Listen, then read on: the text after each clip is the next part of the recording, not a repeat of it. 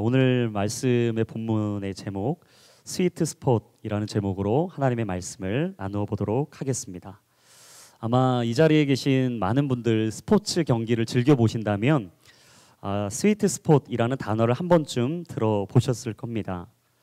골프채나 라켓 또는 배트로 공을 칠 때 많은 힘을 들이지 않고도 원하는 방향과 아주 멀리 그리고 빠르게 날아가게 하는 그 최적의 지점을 일컬어서 스위트 스폿이라고 말을 합니다.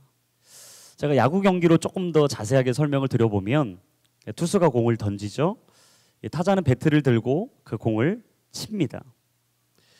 근데 그 타자가 그 공을 칠 때 자신의 배트에 투수의 공이 정확히 맞았다는 느낌이 들 때 흔히 홈런을 직감한다라는 말을 합니다. 그때 느껴지는 그 느낌을 스위트 스폿이라고 말을 하는 것입니다. 여러분, 하나님의 아들이요 하나님의 딸인 우리 자신이 언제 이 스위트 스폿, 이 지점, 이 느낌을 경험할 수 있을까요? 가장 먼저는 성령의 감동으로 쓰여진 하나님의 말씀을 묵상할 때일 겁니다.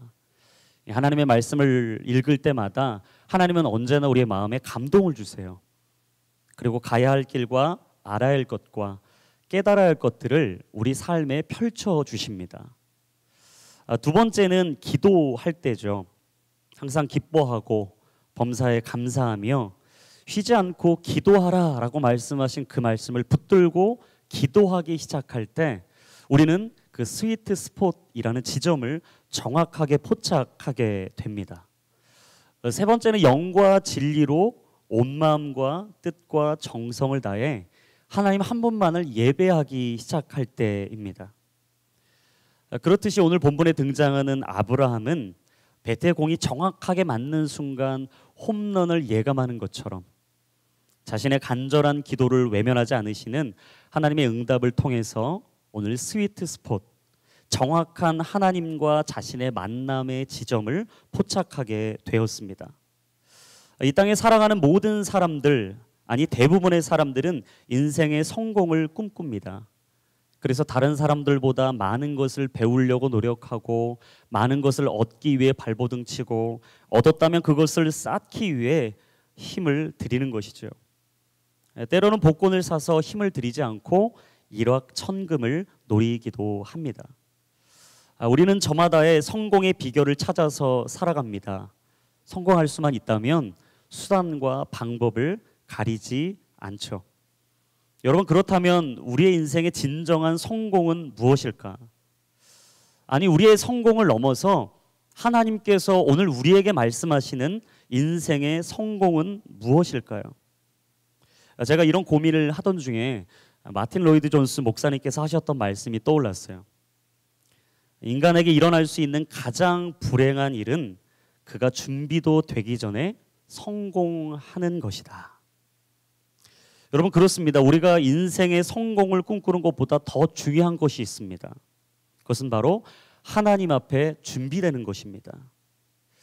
영적인 내공을 기르는 준비의 과정이 없다면 우리에게 주어지는 어떤 형태의 성공이든 그것은 우리에게 축복이 아니라 불행의 시작이 되는 것이죠.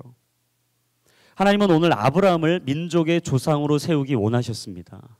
열방의 아버지로, 기도하는 아버지로 그에게 주었던 언약과 약속을 모두 성취하기 원하셨죠. 그래서 하나님께서 아브라함의 인생에 주신 것은 25년이라는 견딤의 시간이었습니다. 여러분, 사람은 언제나 훈련을 통해 세워지는 거죠. 하나님께서 오늘 아브라함을 어떻게 훈련시키셨는가? 시간을 통해 훈련시키셨다라는 거예요. 여러분, 창세기 12장과 13장을 보시면 익숙했던 그의 고향과 친척과 아버지의 집을 떠나서 내가 너에게 보여줄 땅으로 가라고 말씀하시는 하나님의 음성이 들렸습니다. 여러분들이 잘 아시는 것처럼 익숙하다는 것은 편안하다는 거죠. 익숙하다는 것은 다른 말로 안전하다라는 뜻입니다. 하나님께서는 아브라함이 느끼고 있었던 그 편안함, 그 안전함, 그것에 경고의 사인을 보내고 계셨어요. 여러분, 때로 하나님께서 우리에게 이런 일을 행하실 때가 있습니다. 언제나 그 자리가 편안하게 느껴지고 안전하다고 느끼는데 하나님이 우리에게 경고를 주실 때가 있어요. 그 자리를 떠나라고, 그곳으로 가야 한다고, 내가 너에게 보여줄 땅으로 가라고 하나님이 우리에게 말씀하실 때가 있습니다. 근데 여러분, 중요한 사실은 내가 너에게 보여줄 땅으로 가라라는 사실이에요. 과거형도 아닙니다. 보여줬던 땅으로 가라는 것도 아니에요. 현재형도 아닙니다. 지금 보여주는 땅으로 가라는 것도 아니에요. 미래형이에요. 내가 너에게 보여줄 땅으로 가라. 여러분, 항상 하나님은 우리의 인생을 미래형으로 이끌어 가십니다. 우리가 과거를 바라보며 아쉬워하거나 현재에 안주하고 익숙해지는 것을 하나님은 가장 싫어하세요. 그래서 하나님께서 오늘도 우리에게 말씀하시는 건 그 미래로 나아가라 라고 말씀하시는 것입니다. 그런데 여러분, 그럴 때마다 우리는 어떻게 기도합니까? 하나님, 보여주시면 가겠습니다. 미리 내가 나아갈 땅을 보여주시면 가겠습니다 라고 말을 하죠. 내가 왜 그 직장을 가야 합니까? 내가 왜 그 사람을 만나야 합니까? 내가 왜 그를 위해 기도하고 왜 그를 위해 중보해야 하며 내가 왜 우리 가정을 위해, 내가 우리 왜 공동체와 우리 교회를 위해, 나에게 득을 주지 않는 이 나라와 민족을 위해 오늘 내가 왜 기도해야 합니까? 라고 말할 때가 있어요. 하지만 여러분, 하나님은 언제나 우리에게 그곳으로 가라고 말씀하시죠. 이유는 하나입니다. 하나님께서 가라고 말씀하신 그 자리에 스위트 스폿, 오늘 하나님과 우리가 만날 수 있는 최대의 접점이 있기 때문입니다. 여러분, 사람이 불안하고 두려워지면 본능적으로 찾는 게 있죠. 여러분, 본능적으로 두렵고 불안할 때 무엇을 찾습니까? 대부분 의지할 대상을 찾아요. 마음을 나누고 내 두려움을 달래줄 수 있는 사람을 찾는 거죠. 여러분, 그렇듯 창세기 13장 1절에 보시면 아브라함도요, 자신의 불안함과 두려움을 떨쳐줄 수 있는 한 사람을 데리고 갑니다. 우리 한번 13장 1절 읽어볼까요? 시작. 아브라함은 자기 아내와 모든 소유물을 갖고 이집트를 떠나 네겝으로 올라갔습니다. 롯도 아브라함과 함께 했습니다. 여러분, 아브라함이 지금 아내 말고 또 누굴 데리고 왔다고요? 조카 롯을 데리고 갔다. 여러분, 롯은 오늘 본문에 등장하는 아브라함의 중보 기도의 대상입니다. 여러분, 오늘 본문의 내용을 생소하실 수도 있기 때문에 좀 설명을 드리면, 이 내용은 지금 아브라함이 소돔 땅을 향해 중보하고 있는 장면이에요. 하나님께서 이 소돔과 고모라 땅을 보시며 더 이상 이 죄악을 그냥 보고 둘 수 없다, 이 죄악을 내가 완전히 심판하겠다라고 말씀하실 때 오늘 아브라함이 나섰어요. 그리고 하나님께 기도합니다. 하나님, 이 땅에 의인이 있다면 혹시 그 심판을 거둬주시지 아니하시겠습니까? 그리고 얘기하죠. 50명이, 아니 45명이, 40명이, 30명이, 20명이, 아니 10명이 있다면 하나님 이 땅을 용서해 주지 않으시겠습니까? 사실 여러분, 그 소돔 땅을 위해 기도했지만 그 땅에 누가 살고 있었냐면 그 조카 롯이 살고 있었어요. 아브라함은 처음에 롯과 함께 그 땅을 떠나왔지만 사실 창세기 13장을 쭉 보시면 그 아브라함과 롯이 헤어지게 되죠. 여러분, 그 헤어짐을 통해서 롯이 택한 땅이 어디냐면 소돔 땅이었다라는 사실이에요. 오늘 아브라함은 애타는 마음으로 그 땅을 위해 기도합니다. 아니, 조카 롯을 위해 기도하고 있습니다. 흥미로운 것은 무엇인가? 지금 아브라함이 그 땅을 놓고 중보할 이유는 전혀 없다라는 사실이에요. 여러분, 롯을 한번 생각해 보십시오. 처음엔 함께 떠났어요. 하지만 자신이 원하는 그 땅으로 가겠다고 말하며 그 길을 떠난 아이예요. 더 이상 아브라함이 책임질 필요가 없습니다. 아브라함이 굳이 목숨을 걸고 고생을 하고 수고를 해서 기도할 필요는 없어요. 하지만 하나님께서 오늘 아브라함에게 주시는 마음은 무엇이냐면 심판이 아니라 용서였던 거죠. 여러분, 때로 도움이 될 줄 알았던 사람이요, 우리 인생에 짐처럼 느껴질 때가 있습니다. 힘이 될 줄 알았는데 그 사람이 오히려 가시처럼 느껴질 때가 있어요. 여러분, 하지만 우리가 잊지 않아야 될 것은 무엇인가? 하나님은 항상 우리 인생에 사람을 통해 훈련시키시고 준비시키신다라는 사실이죠. 우리는 사람과의 만남을 통해서 인생을 배우게 됩니다.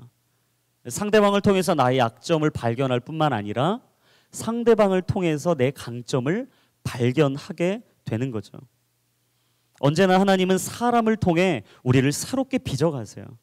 바로 사람을 통해 나 자신을 발견하게 되는 것이죠. 그래서 여러분 꼭 기억하셔야 됩니다. 하나님은 사람을 단련의 도구로 사용하신다라는 사실이에요. 그렇다면 여러분, 오늘 아브라함에게 있었던 이 조카 롯을 통해 하나님은 이 아브라함의 인생을 어떻게 훈련시키시고 다뤄가시는지, 그리고 아브라함은 그 마음을 가지고 중보기도를 하면서 무엇을 배웠는지 우리가 크게 세 가지를 한번 함께 살펴보기를 원합니다. 첫 번째, 아브라함이 이 중보기도를 통해 이 조카 롯을 통해 배웠던 것은 바로 기도를 배웠다라는 거예요. 같이 한번 우리 선포합시다. 기도를 배웠습니다. 우리 창세기 18장 18절과 19절 말씀 한번 여러분 읽어주십시오. 시작.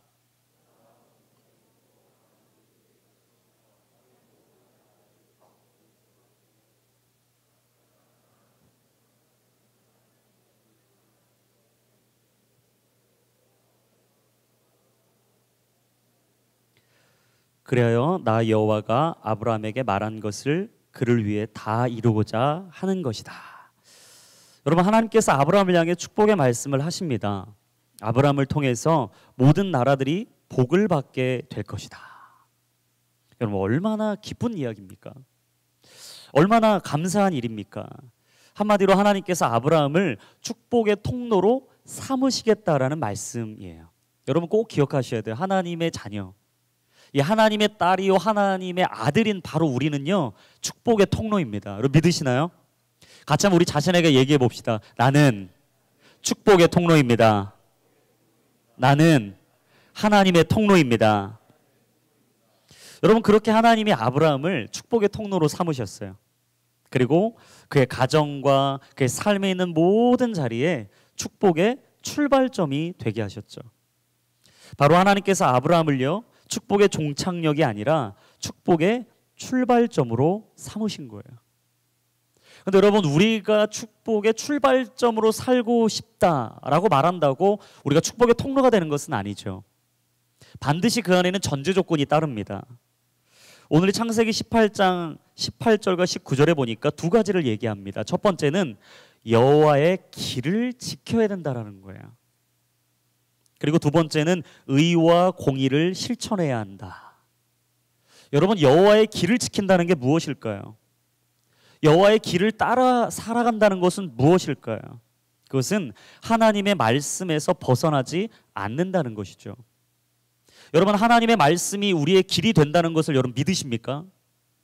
하나님의 말씀이 여러분의 인생을 오늘도 견인하고 이끌어 가시며 새롭게 빚어 가신다는 것을 여러분 믿으십니까? 여러분, 그렇다면 우리는 시편 119편 105절 말씀을 믿잖아요. 주의 말씀은 내 발의 등이요 내 길에 빛이니이다. 전 여러분들이 주님의 말씀을 여러분의 길에 등불로 삼기를 주의 이름으로 축원합니다. 하나님의 살아있는 말씀이 여러분의 인생의 길에 빛이 되어야 된다는 말씀이에요. 여러분, 그래야 길을 잃지 않습니다. 그래야 헤매지 않아요.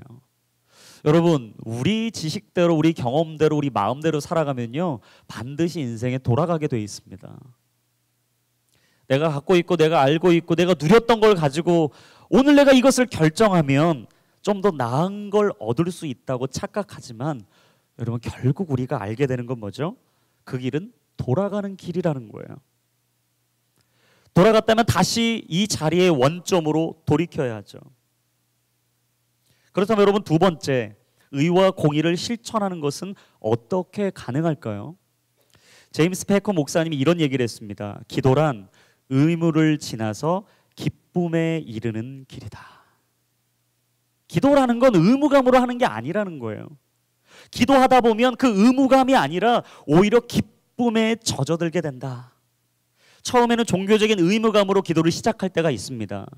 내 의지, 내 마음은 아직 동하지 않는데 그 회중에, 아니 그 예배의 자리에, 아니 어떤 상황에 놓여서 내가 기도할 수밖에 없을 때가 있어요. 우리가 예배를 시작할 때죠.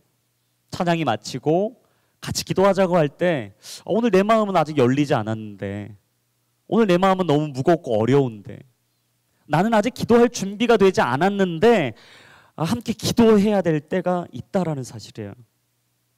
하지만 여러분, 그 사실을 아셔야 됩니다. 여러분이 의무감으로 그 기도를 시작했더라도요, 한 걸음 한 걸음 기도하기 시작할 때 여러분의 마음에 하늘로부터 부어지는 기쁨이 넘치는 것입니다. 여러분, 우리가 왜 기도해야 하는가? 하늘의 기쁨이 기도로부터 시작되기 때문입니다. 저는 이 시간 선포해요. 여러분이 기도하기 시작할 때 잃어버린 기쁨이 회복될지어다. 여러분이 마음을 다해 전심으로 진심으로 기도하기 시작할 때 여러분의 잃어버렸던 길이 다시 한번 선명하게 보이게 될지어다. 오늘 그 기쁨, 그 영원한 기쁨, 그것은 바로 내 의가 꺾이고 하나님의 의가 세워지는 기쁨이죠. 여러분, 내 의가 꺾이고 하나님의 의가 세워지는 자리, 바로 그 자리가 기도의 자리예요. 기도를 처음 시작할 때는 나를 위한 기도로만 가득합니다. 그리고 여러분, 우리가 처음 신앙생활을 시작하면요, 거의 대부분 내 기도에 그쳐요. 아니, 나를 또 넘어서 오늘 하루, 아니 당장 내 앞에 놓여있는 그 문제와 그 사건, 그 일에만 급급해요. 조금 시간이 지나다 보면요, 내 기도를 넘어서 가정이 품어지는 거예요. 우리 아버지를, 우리 어머니를, 내 형제 자매를, 내 아내를, 내 남편을 하나님 주님께서 붙잡아 주십시오. 근데 그 기도가 좀 더 쌓이면요, 이제 가정을 넘어서 여러분 직장을 놓고 기도하는 거예요. 나를 보내신 이유를, 거기서 내가 해야 될 일을, 어떤 사명과 어떤 부르심이 있는지를, 조금 더 가면 교회를 품게 되죠. 내가 그냥 일주일에 한 번 와서 은혜 받고 가는 이 공동체, 그런 교회가 아니라 하나님이 교회를 통해 하나님의 나라가 임하게 하여 주옵소서. 이 교회가 하나님이 내게 허락하신 기도 제목이 되는 거예요. 여러분, 그렇게 우리의 기도의 지경이 넓어지기 시작하는 겁니다. 처음에는 형식적이었고 피상적이었지만 진심과 전심이 담아지고 녹아져 있는 기도가 되는 것이죠. 그 일이 무슨 상관이야? 그 일은 나와 전혀 상관이 없어 라고 여겨졌던 그 일이, 그 문제가, 그 사건이 애절하게, 절절하게 내 마음에 느껴지기 시작하는 것입니다. 제가 지난주 이제 목요일 날 저희 순모임을 늘 진행하기 위해서 목요 순장 모임을 하거든요. 그래서 여러분이 순모임이 그냥 진행되는 게 아니라는 걸 여러분 아셔야 돼요. 여러분, 순장님들이 일주일에 하루에 무려 2시간을 떼서, 안 놀라네요? 감동이 없어요. 지난주 이기봉 목사님이 너무 놀라셨어요. 반응을 이렇게 안 하다니. 제가 나중에 연락이 돼서 말씀드렸어요. 목사님, 제가 설교할 때도 그러니까 너무 놀라지 말고 당황하지 마시라고. 여러분, 좀 반응하게 되길 바랍니다. 여러분, 리더십들이 그냥 순모임을 진행하는 게 아니에요. 여러분들을 위해서 하루하루 기도하고요, 그 기도가 쌓이고요, 또 일주일에 하루 목요일 저녁 8시부터 10시라는 그 시간을 딱 정해놓고 우리가 모이는 거예요. 말씀을 배우는 거죠. 이번 주 나눌 본문이 마가복음 14장에 나오는 예수님이 겟세마네 그 곳에서, 이 감람산에서 기도하시는 장면이었어요. 예수님이 이제 곧 십자가로 갈 길을 직감하셨죠. 마지막을 준비하시는 겁니다. 그리고 남겨져 있는 제자들과 기도하기에 힘쓰시기 위해 기도의 자리를 찾아가셨어요. 근데 여러분, 그 기도의 내용이 너무나 애절하고 절절해요. 저는 그 기도의 내용을 보고 이번 주에 큰 감동을 받았거든요. 그래서 이렇게 얘기했어요. 순장님들, 기도는 꾸미는 게 아니라, 피상적인 게 아니라 솔직하게 고백하는 겁니다. 여러분, 기도는 지금 우리가 느끼고 있는 그 감정을 있는 그대로 말하는 겁니다. 전혀 그 마음이 없는데 없는 거 그냥 널브러 놓고 피상적인 이야기를 하고 있는 게 아니라 우리 솔직하게 고백해야 합니다. 여러분, 같이 한번 우리 선포해 봤으면 좋겠어요. 기도는 솔직한 고백입니다. 저는 오늘 여러분, 우리가 이 예배 가운데 함께 기도하기 시작할 때 우리 안에 있었던 영적인 솔직한 고백이 터지기를 주의 이름으로 축원합니다. 왜냐하면 오늘 본문에 있는 아브라함은요, 진짜 기도하기 시작했어요. 정말 자신 안에 느끼고 있는 감정을 솔직하게 기도하기 시작했어요. 아니 어떻게 보면 얼토당토 않는 기도죠. 여러분 하나님하고 지금 씨름하는 거잖아요. 딜을 하고 있잖아요. 50명 아니 45명 40명 말장난도 아니고 어떻게 하나님하고 계속해서 이런 동일한 이야기를 계속할 수 있을까? 왜일까요? 아브라함은 진짜 롯이 용서받기를 원했던 거예요. 아브라함의 중보기도는 정말 그 영혼을 사랑하는 고백이었어요. 꾸미는 이야기가 아니었던 거예요. 형식적인 고백이 아니었어요. 피상적인 이야기가 아니었어요. 의심으로 가득 차서 중언부언하는 기도도 아니었어요. 예수님께서 마지막 십자가의 길을 준비하시면서 기도하셨던 바로 그 고백. 주님, 내가 이 잔을 감당하게 주십시오. 여러분 진짜 예수님께서 처음부터 그 기도를 하신 건 아니죠. 여러분 오늘 이제 순모임의 이 본문을 보실 텐데요. 마가복음 14장 36절에 보면 다 아시는 말씀. 아바 아버지여 아버지께는 모든 일이 가능하시니 이 잔을 내게서 거두어 주십시오. 사실 예수님도 그 길을 피하고 싶으셨다는 거예요. 그 십자가가 부담스러웠다는 거예요. 여러분 때로 우리를 부르시고 우리를 가라 말씀하실 때 이런 감정이 들 때가 있습니다. 지고 싶지 않고 감당하고 싶지 않고 그거 내 길이 아닌 것 같고 굳이 내가 기도해야 될 필요가 있을까라는 생각이 들 때가 있어요. 놀라운 건 예수님이 여기서 기도를 멈추시지 않았다라는 거예요. 그 다음에 뭐라고 얘기합니까? 그러나 내 뜻대로 하지 마시고 아버지의 뜻대로 되기를 원합니다. 아멘. 여러분 우리 기도가 여기까지 가야 해요. 우리 기도는 내 뜻을 넘어서 아버지의 뜻이 있는 곳까지 가야 합니다. 왜냐하면 기도의 절정은 하나님의 마음을 아는 것이기 때문이에요. 우리가 기도하면 기도할수록 내 마음이 아니라 하나님의 마음이 부어집니다. 우리가 기도하면 기도할수록 내 마음이 커지는 것이 아니라 하나님의 마음이 더 커지기 시작하는 거죠. 기도는 나의 마음을 넘어서 아버지의 마음까지 가는 거예요. 기도의 시간이 쌓이다 보면 기도의 지경이 넓어지는 것을 경험하게 되죠. 나를 위해 기도했지만 가정을 위해 기도하게 되고, 가정을 놓고만 기도했지만 교회를 놓고 기도하게 되고, 이 교회만을 놓고 기도했지만 한국 교회를 놓고 기도하게 되고, 이 나라의 위정자들과 각 분야와 전 세계와 열방을 위해 기도하게 되는 것, 그것이 바로 하나님이 오늘 우리에게 원하시는 기도인 줄로 믿습니다. 사랑하는 여러분, 저는 이 시간 도전합니다. 오늘 우리 안에만 갇혀 있었던 기도의 제목들이 있었다면 오늘 아브라함의 기도처럼 우리가 그 기도를 배워 기도의 지경이 넓어지기를 주의 이름으로 축원합니다. 우리만을 위한 것이 아니라, 우리 가정만을 위한 것이 아니라, 아니 우리 공동체만을 위한 것이 아니라 저 열방 땅 끝까지 나아가 복음을 전하고 있는 바로 그 선교사님들까지 놓고 기도할 수 있는 그 기도의 지경이 넓어지는 저와 여러분이 되기를 주의 이름으로 축원합니다. 두 번째, 아브라함이 소돔 땅과 조카 롯을 위해 중보 기도하면서 배웠던 두 번째, 그것은 사랑을 배웠다라는 거죠. 같이 한번 선포합시다. 사랑을 배웠습니다. 여러분 사실 사람은 사랑할 수 있는 사람만 사랑합니다. 그래서 우리는 사랑하고 싶지 않은 사람은 사랑하려고 노력하지도 않아요. 그래서 오늘 여러분들이 사랑하고 있는 사람은 사실 사랑할 것이 있는 거죠. 여러분 아브라함에게 롯은요 사랑할 이유가 없었던 사람이에요. 창세기 13장 그곳에 보면 아브라함과 롯의 소유가 많아져서 그 종들이 서로 다투게 되는 장면이 나옵니다. 그래서 더 이상 함께 동거할 수 없어서 이제는 서로 헤어지자는 얘기를 아브라함이 롯에게 하게 돼요. 그러면서 이렇게 제안합니다. 이제 나를 떠나서 네가 원하는 길로 가라. 그리고 내가 좌하면 나는 우할 것이고 네가 우하면 나는 좌하겠다. 먼저 선택권을 롯에게 주었어요.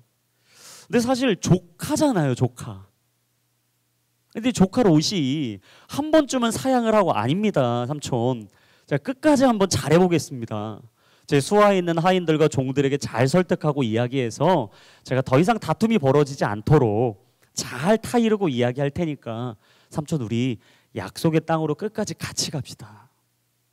여러분 사실 이 마음을 갖는 것이 정상적인 패턴이잖아요. 근데 놀랍게 롯이요, 두 말도 하지 않고 삼촌이 제안한 그 제안을 넙죽 받아들이고 동쪽 요단 땅, 그 당시 가장 기름지고 풍성한 열매가 맺고 있었던 그 땅을 선택하는 거예요. 여러분 생각해 보세요. 사촌이 땅을 사면 배가 아픈 것이 당연한 거죠. 아브람 마음에 롯의 선택을 보고 미워하거나 증오하거나 분노하지 않았겠어요? 저는 어떻게 저럴 수 있을까 막 이런 생각이 들더라고요. 진짜 아브라함은 서운했겠다. 가장 사람이 힘들고 어려울 때가 사람이 배신할 때라고 하는데 아브라함 마음 가운데 롯에게 배신감을 느끼지는 않았을까? 여러분 그 이후로 쭉 본문을 봐도요, 롯은 아브라함에게 도움이 되는 존재라기보다는 염려와 근심과 걱정이 되는 존재였어요.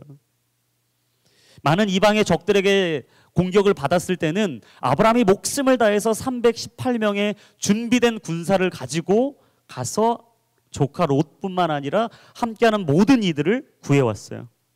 그 이후에도 끝없이 어려움과 힘든 걱정을 아브라함에게 롯이 주었어요. 여러분 어떻게 그를 놓고 기도할 수가 있을까? 사랑받을 만한 구석이 하나도 없는 그 영혼을 어떻게 우리가 기도할 수 있을까? 어떻게 우리가 그를 사랑하겠다고 결단하며 그 사랑을 노래하며 기도하기를 시작할 수 있을까? 이유는 하나죠. 여러분 기도는 미움의 자리에서 사랑의 싹을 틔우는 능력이 있어요. 그래서 오늘 우리가 기도하기 시작하면 미웠던 그 영혼이 사랑스러워지기 시작하는 거예요. 여러분 혹시 어떤 사람 미우세요? 너무 그 사람만 생각하면 막 분노와 증오와 배신감과 아니 때로는 두려움이 막 여러분의 마음을 흔들어 놓습니까? 그렇다면 기도하기 시작하십시오. 그를 놓고 중보하기로 결단하십시오. 그때 여러분의 마음의 미움의 자리에 사랑의 싹이 틔어질 줄로 믿습니다. 아브라함은 인간적인 마음으로 사랑할 수 없었던 그를 놓고 기도하기 시작합니다. 더 이상 그를 품을 수 없다라는 마음이 들었지만 계속해서 그를 놓고 기도하기로 결단했습니다. 그러자 증오보다는 질투보다는 미움보다는 배려와 사랑의 마음, 아니 이해되는 마음이 커지기 시작했어요. 여러분 그런 의미에서 기도는요, 하나님의 마음을 담는 그릇과 같습니다. 기도하다 보면 내 마음이 아니라 하나님의 마음이 담겨져요. 기도하다 보면 하나님이 달라지는 것이 아니라 내가 달라져요. 기도하다 보면 즉각적으로 상황이 바뀌지 않을 때도 참 많지만 내가 바뀌게 되는 거예요. 하나님이 우리를 기도의 자리로 부르시는 까닭이 무엇입니까? 우리에게 변화의 기회를 주기 위해서입니다. 그래서 만약 여러분이 누군가를 위해 기도해야 된다는 부담감을 느끼고 계신다면 기억하십시오. 하나님이 여러분을 변화시키고자 하는 기회의 자리로 부르시는 겁니다. 가정을 향해서, 직장을 향해서, 오늘 이 공동체를 향해서, 이 나라와 이 민족을 향해서, 열방에 퍼져 있는 많은 선교사님들을 위해서 기도하고 싶다라는 감동을 주신다면 여러분 하나님이 여러분을 변화의 자리로 부르고 계신 거예요. 그 콜링에 순종하십시오. 아브라함은 기도를 통해서 인생의 주어가 바뀌었어요. 기도의 자리는 인생의 주어가 바뀌는 자리이기 때문이죠. 그 인생의 주어가 바뀌자 하나님의 사랑을 롯을 향해 나누기 시작합니다. 근데 제가 이 부분을 묵상하고 준비를 하는데 저희 목회자가 지난 월요일부터 목요일까지 목회자 사관학교를 다녀왔어요. 그곳에서 이제 알티 켄달 목사님을 모시고 7번의 강의를 들었습니다. 연세가 80이 넘으셨어요. 85 정도 되셨다고 하더라고요. 여러분 놀라지 않지만 엄청난 나이에 7번 강의. 이건 뭐 저같이 이렇게 쌩쌩한 사람도 7번 연타로 3박 4일 동안 설교하라고 그러면 상당히 부담을 느끼고 힘들 것 같은데 목사님이 정말 통찰력 있는 분별력 있는 땡철한 말씀을 목회자들에게 선포해 주셨어요. 근데 그 중에 한 예화가 참 이 부분하고 맞닿아서 제가 하나 소개해드리고 싶어요. 목사님이 한 번은 이제 사모님하고 부부 싸움을 했다는 거예요. 강의를 들으면 절대 안 싸울 것 같은 그분이 싸웠다고 하니까 목회자들에게 위로가 되는 거죠. 사람은 죄인이다. 싸우셨는데 이제 설교를 준비해야 되는 거죠. 하필 토요일 날 싸웠던 거예요. 이제 내일 주일 설교를 준비해야 되는데 오전 9시, 10시쯤 이제 데스크에 앉아서 설교를 준비하려고. 워낙 이제 목사님이 유명하시니까 본인의 설교가 아마 전 세계로 다 이렇게 다 흩어지는 것 같아요. 이제 그게 설교문인지 영상인지 모르겠는데, 그러니까 이제 목사님이 너무 간절해지는 거예요. 목사님이 아니죠. 하나님, 저에게 오늘 인사이트를 주셔야 됩니다. 근데 이게 싸우고 오니까 마음이 불편한 가운데 하나님이 이 인사이트를 안 주신다는 거예요. 11시가 되고 12시가 됐어요. 계속 시간이 흘러가는 거죠. 데스크에 놓여져 있는 종이에는 아무것도 적혀 있는 게 없어요. 1시가 됩니다. 2시가 됩니다. 3시, 4시까지 가는 거예요. 너무 마음이 힘들고 조급해지고 답답해서 하나님 왜 이러십니까? 근데 그때 하나님께서 본인 안에 한 가지를 깨닫게 해주셨대요. 혹시 네 마음에 지금 해결돼야 될 게 있지 않니? 지금 네 내면 안에 내 음성이 들리지 않도록 불편한 게 있지 않니? 그때 목사님이 대번 아셨던 거죠. 근데 자기 안에 그 마음이 있었다라는 거예요. 나도 잘못한 것 같지만 아내도 잘못했으니까 아내가 이건 먼저 와서 잘못했다고 용서를 구해야 될 문제다. 절대 내가 먼저 가면 이건 자존심이 구겨지는 문제다. 목사님 마음에 그게 계속 있었던 거예요. 하나님이 마음을 주신대요. 네가 먼저 가서 용서를 구해라. RT, 네가 먼저 가서 용서를 구해라. 아마 못하겠는데 목사님이 꾸역꾸역 일어나서 설교를 준비해야 된다는 그 강박관념에 간 거죠. 부엌으로 사모님한테 얘기합니다. 여보, 내가 잘못했어. 미안해. 날 용서해줘. 서로 화해가 딱 된 거예요. 그리고 다시 설교를 준비하기 위해서 데스크에서 딱 앉았어요. 목사님이 놀라운 일을 경험했대요. 3, 40분 정도 되는 시간에 내일 주일 설교를 대본 준비하셨다는 거예요. 설교 준비를 하지 않는 여러분들은 전혀 느낌이 없겠지만 어제 주일 설교를 준비했던 저는 이걸 다시 곱씹어 보면서 주님, 저에게도 그런 은혜를 주십시오. 수많은 시간을 견디고 곱씹고 씨름하고 기도해야 이 주일에 설교에 한 편이 나오는데 목사님이 경험했다는 거예요. 성령의 기름 부으심은 진정한 내 안에 있는 용서와 화해가 있을 때 임하는 것이다. 제 안에 그런 마음이 들더라고요. 기름 부으심의 전제 조건은 완전한 용서다. 우리 한번 선포합시다. 기름 부으심의 전제 조건은 완전한 용서입니다. 혹시 이 자리에 기름 부으심을 사모하시는 분들 계십니까?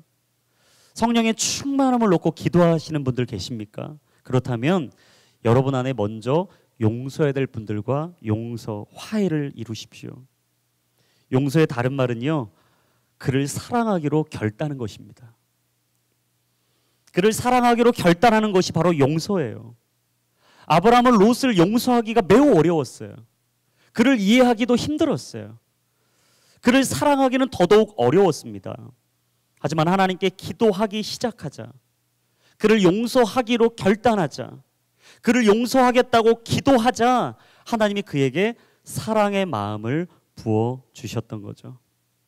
여러분, 그 사랑이 어디서 부어집니까? 하늘로부터 부어집니다.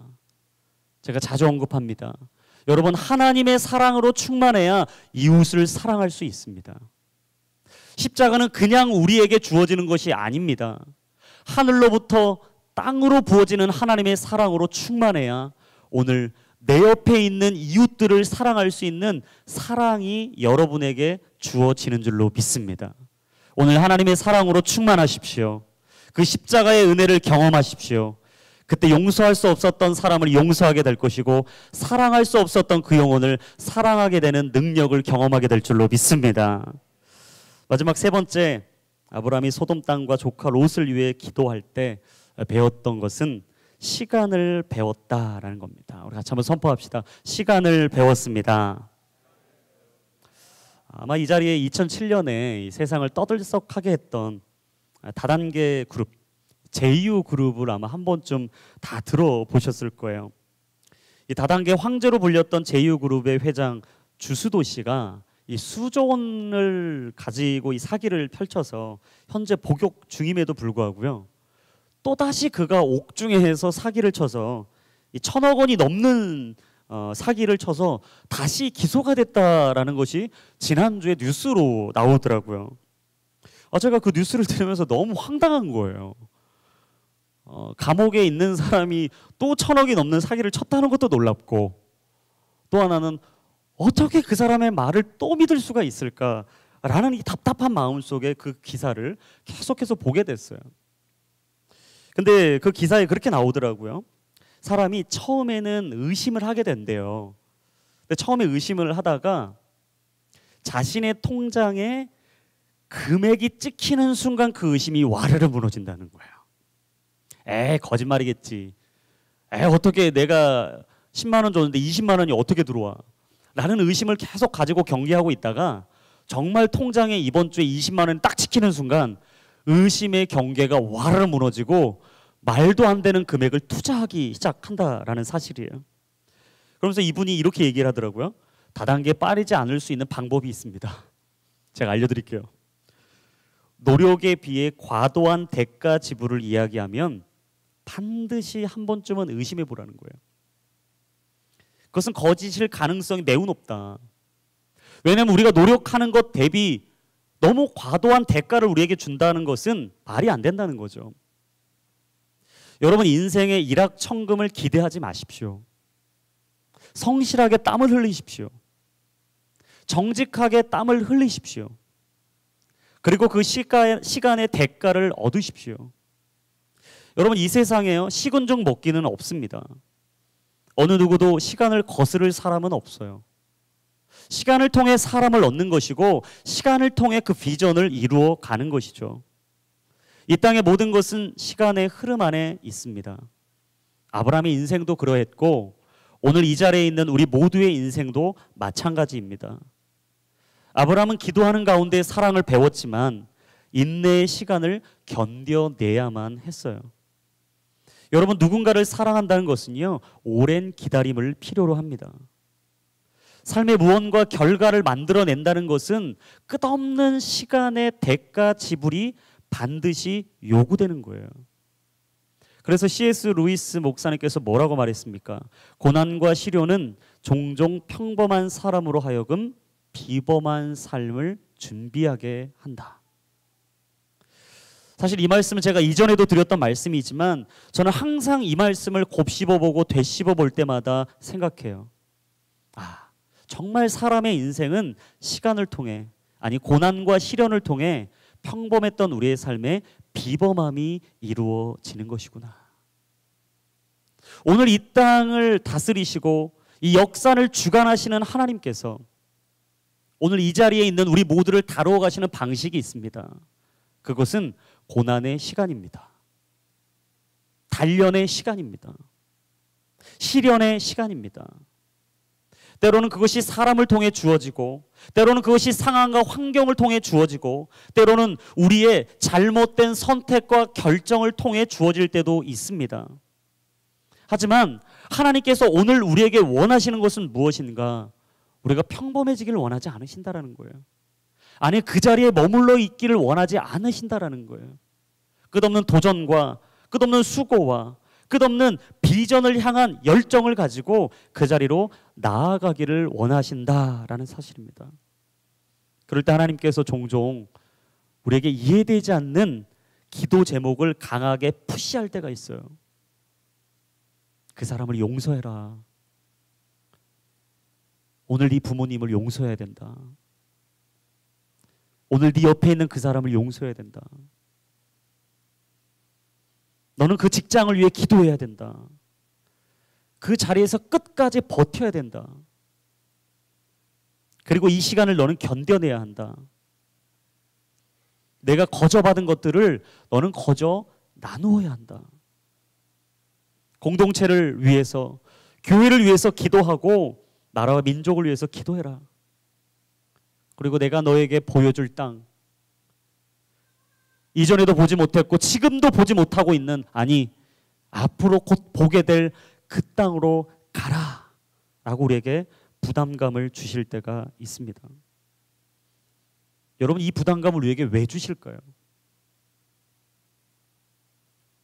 C.S. 루이스 목사님의 말을 빌려본다면 평범했던 우리의 삶을 비범한 삶으로 준비하기 위해서죠. 알트 켄달 목사님이 강의 중에 이런 또 얘기를 하시더라고요. 목회자분들 삶 가운데 참 많은 시련과 어려움과 고난이 올 겁니다. 하지만 이걸 꼭 기억하십시오. 고난이 클수록 기름 부으심도 클 겁니다. 하지만 또 한 가지는, 기름 부으심이 크다면 당신 앞에 곧 찾아올 고난도 크다는 걸 기억하십시오. 그러면서 목사님이 고난을 받아들이고 싶지 않다면 기름 부으심을 포기하라는 거예요. 오늘 우리가 성령 충만을 원하지만 고난받기를 원하지 않고, 하나님의 사람으로 당당하게 살아가고는 싶지만 말씀 보는 노력은 하지 않고, 거룩한 하나님의 일꾼으로 세워지고는 싶지만 기도하기에 힘쓰지는 아니하고, 참 좋은 예배를 드리고 싶으면서도 한 번도 예배를 위해 섬기고 헌신하고 수고해야 되겠다는 결단을 해보지 않았다면 기름 부으심은 포기하십시오. 그러나 여러분의 삶 속에 혹시 그 결단과 다짐이 있다면 고난이 반드시 올 겁니다. 하지만 그 고난은 하나님께서 여러분의 인생에 놀라운 기름 부으심을 주기 위한 전초 작업이라는 걸 기억하십시오. 여러분, 혹시 이 자리에 고난의 시간을 걷고 계신 분들 계십니까? 너무 위험하고 끝없는 배신 속에, 영적인 목마름과 삶의 궁핍함 속에 나는 지금 광야를 걷고 있습니다 라는 생각이 드시는 분들 계신가요? 홍해와 여리고성이 여러분의 길을 가로막고 있고 더 이상 도전하지 못하게 만들고 M4 세대로서 모든 걸 포기하게 만드는, 아니 이 시대에 갑질 문화를 통해서 더 이상 시도하고 변화를 꿈꿀 수 없는 절망의 나락으로 우리를 무너뜨리는 이 사회를 바라보며, 혹시 여러분 나는 이제 할 수 없다라고 말하고 계신 분들 계십니까? 골리앗이 여러분을 비웃고 조롱하고 있나요? 사단 마귀가 계속해서 여러분을 유혹하고 시험하고 있습니까? 나는 다시 일어설 수 없다고 여러분을 눌러 앉히는 거짓의 영이 있습니까? 그렇다면 여러분 기억하십시오. 하나님의 기름 부으심이 강력하게 임할 여건이 여러분들에게 주어졌다라는 사실이에요. 여러분은 지금 하나님의 기름 부으심을 받을 준비가 되고 있는 겁니다. 하나님이 여러분을 주목하고 있는 시간입니다. 하나님이 하늘의 문을 열고 이 땅에 가득 부으시고 채우실 그 성령의 역사가 오늘 여러분의 삶에 준비되고 있다는 사실을 기억하게 되기를 바랍니다. 무지개가 뜨기 위해서는 비가 와야 하는 것처럼 시련을 통해 땅은 더 단단하게 굳어지게 되는 것처럼 하나님은 오늘 우리의 기도를 외면하지 않으세요. 하나님은 아브라함의 중보기도를 외면하지 않으셨어요. 또한 우리의 중보기도를 외면하지 않으실 것입니다. 오늘 여러분이 기도하기를 결단하십시오. 누군가를 위해 기도하기로 시작하십시오. 여러분의 기도가 하늘에 닿기를 고백하십시오. 아브라함이 고난의 자리에서 스위트 스폿, 하나님을 만나는 접점을 이루었던 것처럼 저는 오늘 이 자리가 하나님을 만나는 자리가 되기를 주의 이름으로 축원합니다. 하나님께서 여러분을 세우시고 이끌어 가시는 강력한 성령의 역사가 일어나는 자리가 되기를 주님의 이름으로 축원합니다.